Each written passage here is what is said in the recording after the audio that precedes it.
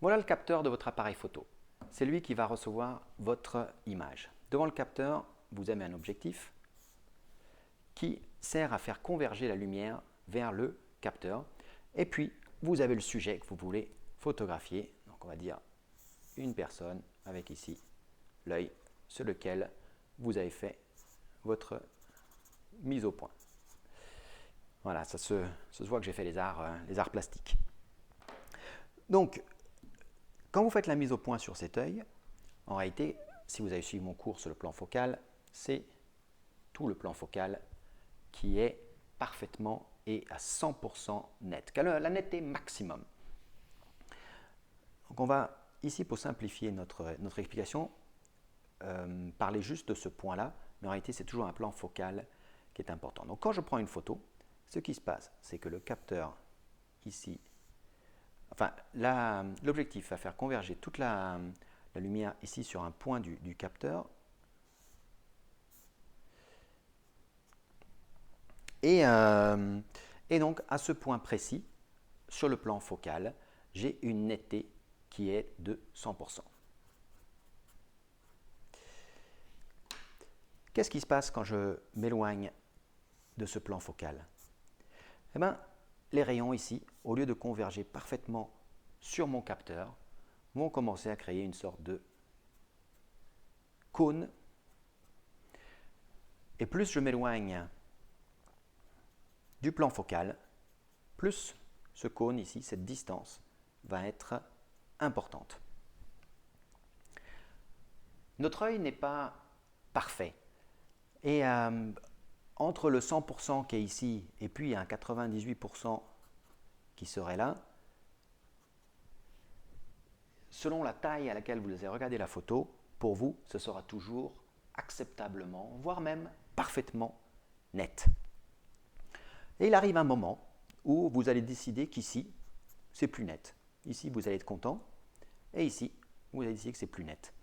Et ça, en réalité, ça dépend de la taille de ce cône.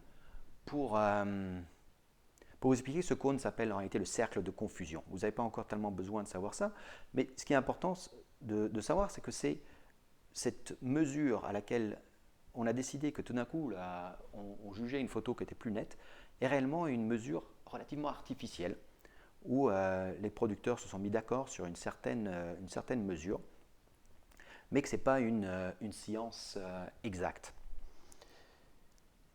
puisqu'elle dépend réellement de la vision et de la distance à laquelle vous allez regarder la photo. Mais restons un peu sur cette notion de zone parfaitement nette, acceptablement nette, et puis un certain flou. Vous avez compris? Ici, de là jusqu'à là, on va appeler ça notre, je vous laisse deviner, notre profondeur de champ. Bravo. Donc, c'est en changeant ce cône que nous allons changer la profondeur de champ. Je vais vous montrer les trois exemples que nous venons de voir. Alors, je vais commencer avec le deuxième exemple, celui où nous changeons la distance. C'est le plus facile à comprendre. Donc là, j'ai un capteur et un objectif. On va appeler ici notre focale. Ici, on va dire qu'on a un 50 mm. D'accord? Et là, j'ai le même appareil photo, le même objectif, et on est aussi sur 50 mm. La seule différence entre ces deux modèles, c'est que j'ai approché mon appareil photo ici. Donc regardons un peu ce qu'il se passe avec nos rayons. Donc j'ai fait ma mise au point ici, au centre de mon sujet. Ici, pour arriver jusqu'à ce centre, on a un cône ici qui est très étroit. Et ici, donc pour faire converger mes rayons, j'ai ici un cône qui est beaucoup plus large. Et là, donc j'ai mon plan focal identique sur les deux photos. Donc ce qui va se passer, c'est que sur ce modèle-là, les rayons de lumière vont être beaucoup plus dirigés.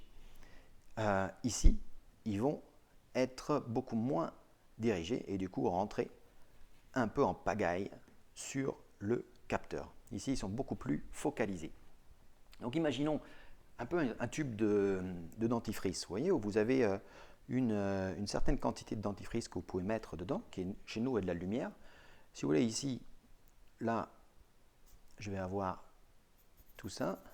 Ici, pareil de l'autre côté, la lumière qui va pouvoir rentrer là. Et quand je vais ouvrir mon tube de dentifrice, qui est ici particulièrement dur à faire en réalité, hein, le tube de dentifrice, moi j'ai jamais réussi à faire rentrer du dentifrice dans le tube, et bien là, on a ici la lumière, ça s'est élargi, la lumière prend beaucoup plus son aise, elle est moins concentrée. Et donc, voilà, on a ici à peu près autant de, vous voyez, de lumière là et là. Si vous voulez ici, la différence ici est nette. Là, on a une profondeur de champ qui est beaucoup plus petite que ici. D'accord?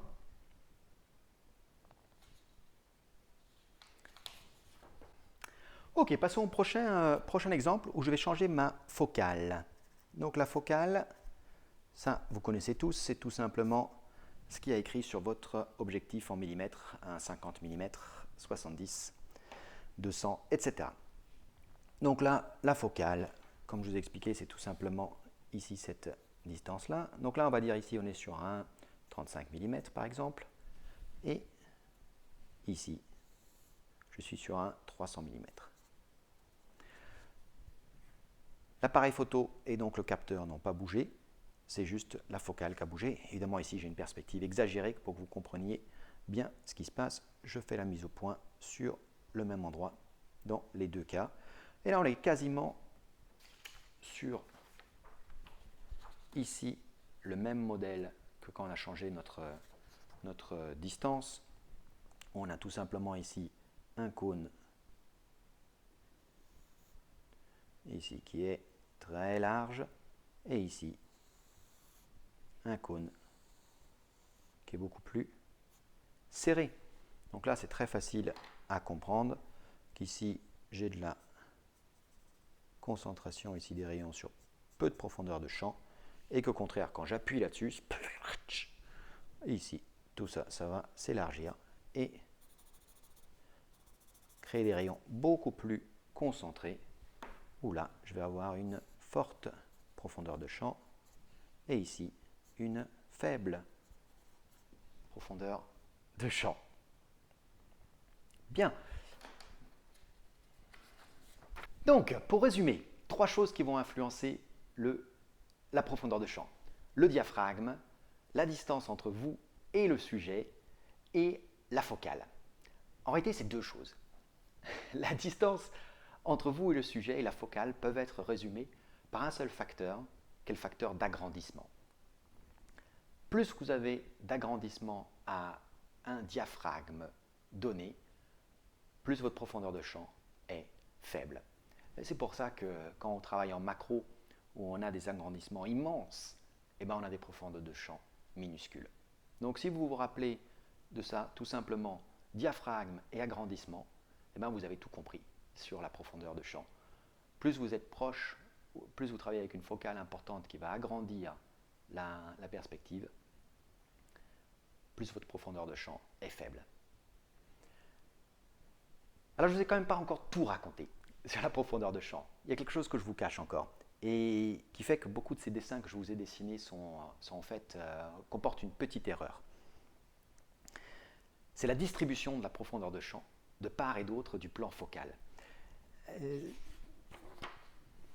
Tous mes dessins que j'ai faits, je vous ai dessiné un somptueux personnage, toujours heureux.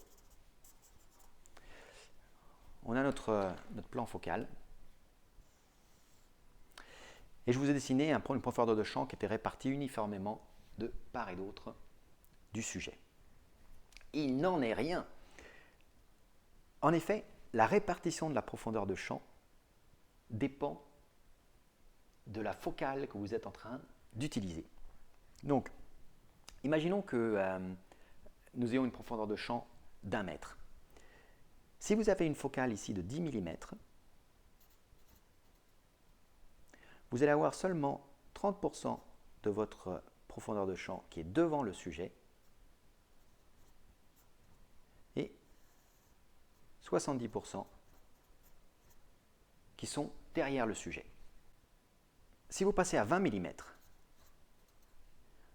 là vous avez 40% qui sont devant le sujet et 60% derrière. Et enfin, quand on arrive à 200 mm, vous êtes à peu près ici à 50-50.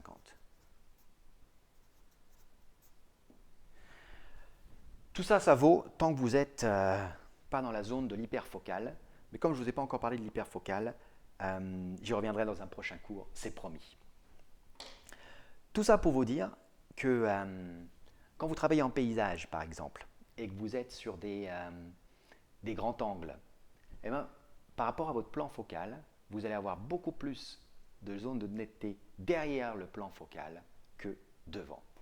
Donc, si vous voulez retenir de tout ce cours plusieurs choses, c'est évidemment comprendre les 3 facteurs ou 2 facteurs qui influencent la profondeur de champ et également cette répartition de la profondeur de champ de part et d'autre du plan focal.